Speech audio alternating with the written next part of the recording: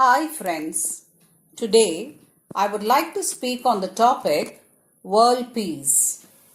World peace is an idea of freedom, peace and happiness among people of all the nations.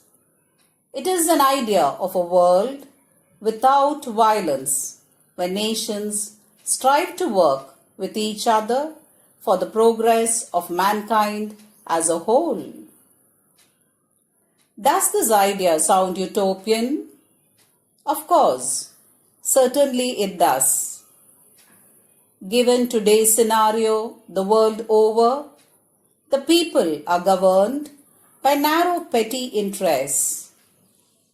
Every nation is divided or plagued by the great divide between the haves and the have-nots, divided on the basis of caste, color, creed, religion, race, etc. The list is really endless. Each nation feels threatened by its neighbors. The outcome is that every nation is out to get its best for its people. But then, is it not at the cost of the interests of other people or nations? Can this be justified on humanitarian grounds? Every nation is updating its weapon systems and emerging with new ones which can cause massive destruction. Can this usher global peace? Every war leaves many hurt, wounded, and shattered. This sows the seeds of revenge, which further helps only to escalate the war. It is rightly said that nature has enough to satisfy man's needs, but not his greed. When we look at every creation on this planet, we find that each creature lives in total harmony with one another, except man. So, to the burning question, how do we bring in a change, a positive change?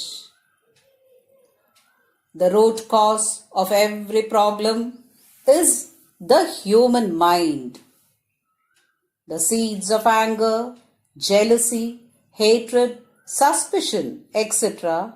sprouts and grows in the mind, and when it takes gigantic proportions, it bursts out in the form of crime, war, death, and destruction. To me, the most precious thing that has to be nurtured is the human mind. We have to feed it with positive thoughts constantly. We have to remind ourselves that this birth is to serve and not to amass. When this feeling of service, sharing and caring is inculcated in us, we begin to radiate happiness, and this helps to develop the feeling of universal brotherhood. When man is at peace with himself, the world automatically becomes peaceful. Vasudhaiva Kudumbakam, the truth delivered by a great sages, holds true. The world is one big family, which is especially proved by this lockdown. A simple virus brought the whole world on its knees, which clearly shows the interdependence of man. The planet we occupy is, really speaking, too small a world. Either we sink together or we swim together.